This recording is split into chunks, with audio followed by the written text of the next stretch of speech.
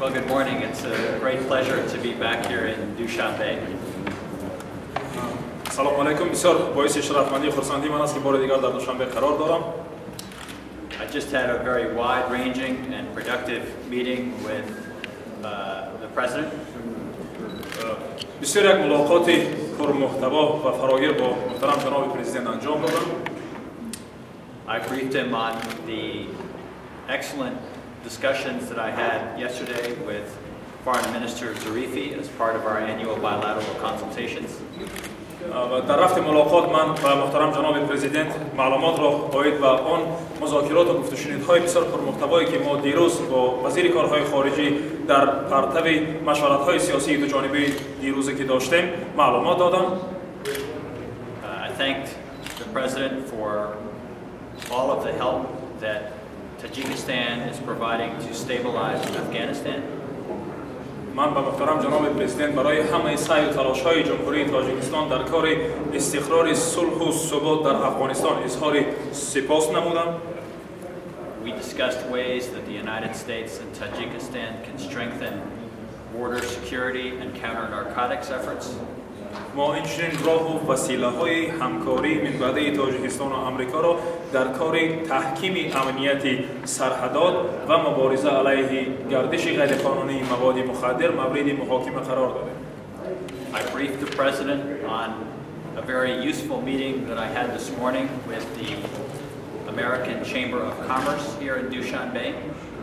و اینچنین من با محترم جناب پرزیدنت درباره ملاقات پرمحتوا و بسیار سودمند خود که امروز صبح امروز با نمایندگان پلات اقتصادی آمریکا در تاجیکستان داشتم معلومات مفصل دادم. I told him that the companies here believe that there are important opportunities for investment in the minerals and energy and other sectors. و اینچنین من از عقیده نمایندگان شرکت‌های آمریکایی را در تاجیکستان و محترم جناب عالی ابراز نمود و تاکید کردم که امکانیت‌های بیشتر و فراخ در همکاری در کار استخراج ذخیره‌های طبیعی و اینچنین در ساحه انرژی امروز وجود دارد.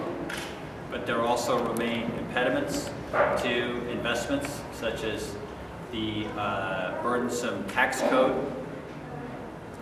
و اینچنین بعضی مشکلات‌های و چالش‌های در کار سرمایه‌گذاری باقی میمانند همانا در کشور که از جمله یعنی دشواری و یا خودی نظام اندازبندی کشور محسوب می‌شود. As always, we also discussed the very important human rights dimension and issues such as media freedom and religious freedom, which are very important parts of any democratic society.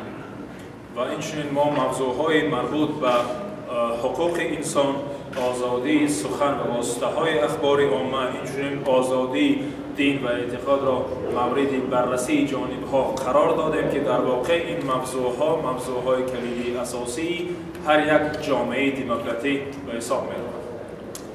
And we agreed that the United States and Tajikistan should continue our joint efforts to intensify cooperation between our two countries. و اینچنین ما موافق بر آن نظر بودیم که هم ایالات متحده آمریکا و تاجیکستان باید سعی و تلاش منبعث را در راه باز هم زیاد کردن امکانات خود در همکاری بر آن که امروز وجود دارند باز هم تلاش‌های بیشتر کنند. I would be glad to take a few questions. مرحمت که اگر یگان سوال‌ها باشند آماده هستم جواب بدم. شمسیه قاسم فارسی بخش بی بی سی فارسی میشه لطفاً به این سوال که بعضا رسانه ها اخیراً گزارش های پخش کردن مبنی بر این که نیروهای ویژه سپتسناز چی گفته میشد نیروهای ویژه آمریکا میتوانند در تاجیکستان در کشورهای آسیای میانه حق دارند بعضا در عملیات های ویژه شرکت کنند. تو چی اندازه این اطلاع درست است و اگر هست در کدام شرایط این گونه حقوق را دارند نیروهای آمریکایی و در اصلا در زمینه این گونه دخالت کردن آمریکا یا که کمک کردن یا همکاری کردن نظامی آمریکا با تاجیکستان یگان سندی رسمی امضا شده است یا نه؟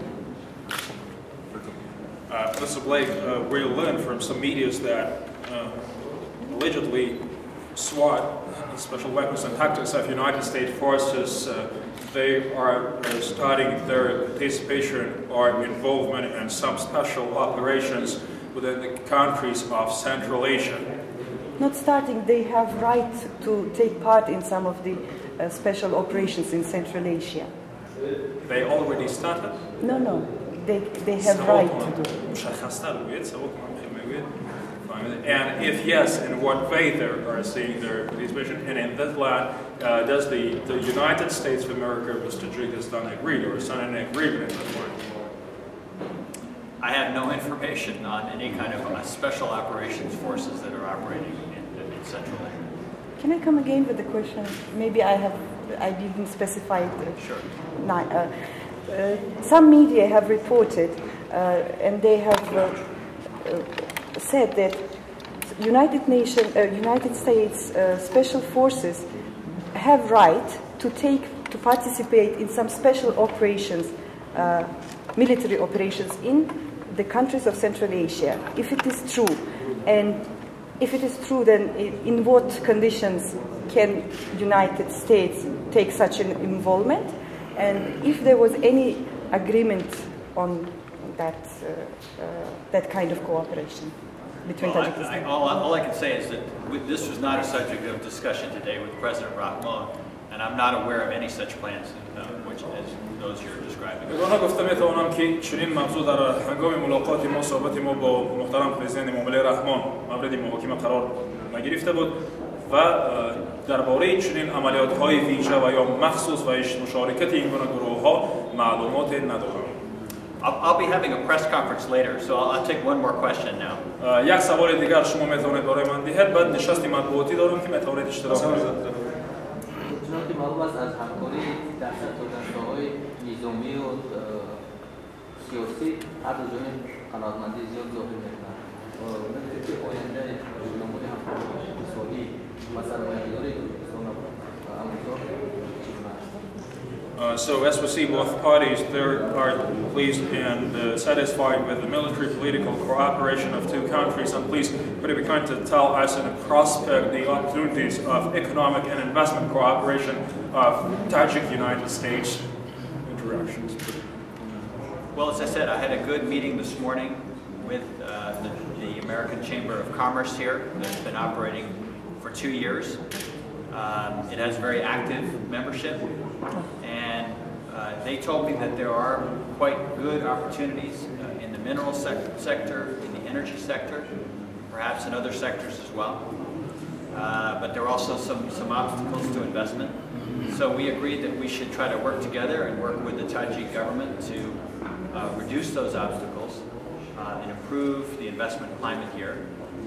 And that if progress can be made on those issues, that we would be glad to try to facilitate visits by a Tajik delegation to the United States to meet with potential American investors. چون که قید کردم در سر اول ما بسیار یک ملاقات خوب داشتم صبح امروز و امکانی محاکمه این موضوعهای همکاری اقتصادی سرمایه‌گذاری با نمایندگان پالات اقتصادی آمریکا در تاجیکستان که طی 2 سال اخیر در این کشور به طور بسیار فعال کار میکنند و آنها در سمت استخراج معدن، انرژتیکا و دیگر سمت‌های بسیار مهم فعالیت دارند و چون که گفته شد بعضی مشکلات‌ها و چالش‌ها در فضای سرمایه‌گذاری کشور باقی میمانند. اگر در صورت رفع نمودن چنین مشکلات در این فضای سرمایه‌گذاری و بهتر گردانیدن آن به خاطر جلب سرمایه‌گذاری ما امکان پیدا می‌کنیم تا که این مشارکت آنها را بیشتر گردانیم و در این صورت اینچنین ما به آن امکان دستیاب می‌شویم که تا هیئتی یا که دایره صاحبکاران و اقتصادی تاجیکستان و ایالات متحده آمریکا برای برخوردار شدن و واقف گشتن از اقتدار و توانایی سرمایه‌گذاران آمریکا و آمریکا سفر کنند. As I said, I'll be glad to take more questions later, but it's a pleasure to see you all again. Thank you. خیلی کردم کمتر دیرتر در وقتی نشستیم مطبوعاتی و سوالهای شما جواب میگویم.